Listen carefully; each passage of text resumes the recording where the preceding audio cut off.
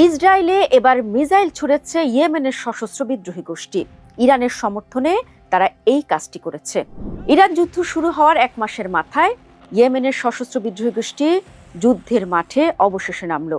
এতদিন হয়তো তারা প্রস্তুত হচ্ছিল, ইরানের পাশে সরাসরি কেউ নেই, এটা ভুল প্রমাণ করলো ইয়েমেনের ওই গোষ্ঠী।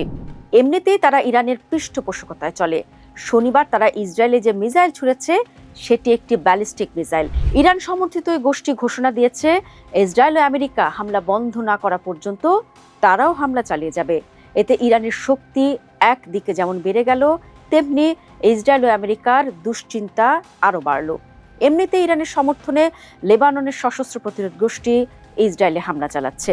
বিশ্লেষকদের আশঙ্কা, ইয়েমেন থেকে এই মিসাইল ছোড়ার ঘটনা মধ্যপ্রাচ্যের পরিবেশকে আরও বিপজ্জনক করে তুলবে।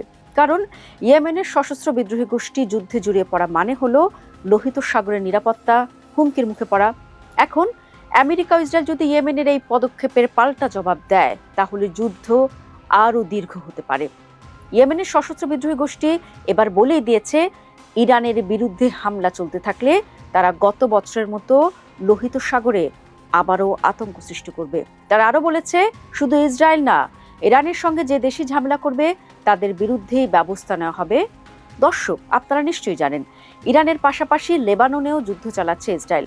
এখন এই যে ইয়েমেনের সশস্ত্র বিদ্রোহী গোষ্ঠী যুদ্ধের মাঠে নামলো, এতে ইসরায়েল ভড়কে যেতে পারে। কারণ তাকে কয়েক জায়গা সামলাতে হবে। একাধিক জায়গা সামলাতে গিয়ে ইসরায়েলের মাথা খারাপ হয়ে যেতে পারে। তাকে বাড়তি কৌশল নিতে হবে, বাড়তি সৈন্য অস্ত্র খরচ করতে হবে, বাড়তি অর্থ খরচ হবে। ইন্টারেস্টিং বিষয় হচ্ছে, ইরান যুদ্ধে ইয়েমেনের সশস্ত্র বিদ্রোহীকে গোনায় ধরেন ইসরায়েল, আর এখন তাদেরকে মোকাবেলা করতে হবে খুব হিসেব কষেই।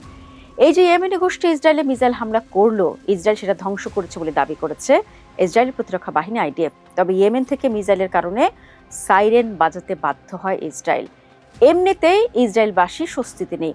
প্রতিদিন ইসরায়েলে হামলা হয়, প্রতিদিন সাইরেন বাজে, প্রতিদিন দৌড়ের উপর থাকে ইসরায়েলবাসী। ইয়েমেনের সঙ্গে গত বছরও লড়াই করতে হচ্ছে ইসরায়েলের। এটা মনে করে ইসরায়েলকে অনেক ভেবেচিন্তে এগোতে হবে। গত বছর ইরান সমর্থিত ইয়েমেনের ওই গোষ্ঠীর তীব্র প্রতিরোধ ও পাল্টা হামলার মুখে পড়েছিল ইসরায়েল।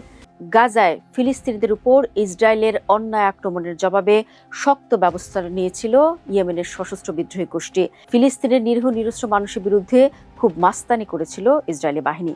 কিন্তু ইরান সমর্থিত ইয়েমেনের এই গোষ্ঠীর বিরুদ্ধে লড়তে খবর হয়ে গিয়েছিল ইসরায়েলের। শুধু কি ইসরায়েল, খবর হয়েছিল সেই এলাকা দিয়ে যাতায়াত করা বিভিন্ন দেশের জাহাজগুলোরও। দর্শক, আপনাদের জানিয়ে রাখি, ইয়েমেনের এই সশস্ত্র গোষ্ঠীর বিরুদ্ধে আমেরিকান প্রেসিডেন্ট ডোনাল্ড ট্রাম্প কিন্তু বড়সড় আক্রমণও করেছিলেন।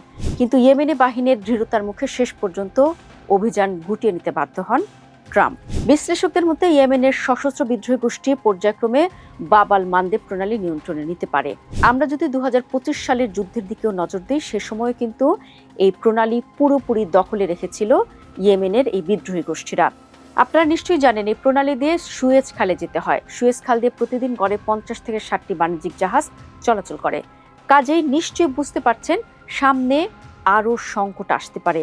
গত বছর ইয়েমেনের সশস্ত্র বিদ্রোহী গোষ্ঠীটি লোহিত সাগর, সুয়েজ খাল, বাব আল মান্দেব আর ইয়েমেন উপকূল নিয়ন্ত্রণ করত। ফলে সেখান দিয়ে জাহাজ চলাচল করতে পারত না।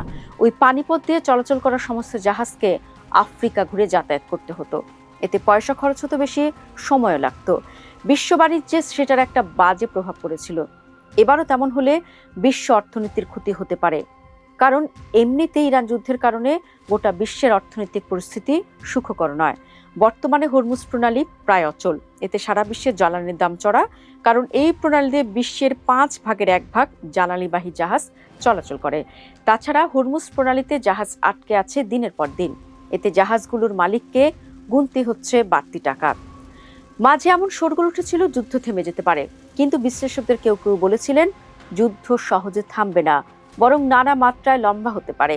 ইয়েমেনের সশস্ত্র বিদ্রোহী গোষ্ঠী যুদ্ধে নিজেদের জড়িয়ে আগুনে ঘি ঢালার পরিস্থিতি যেন তৈরি হলো।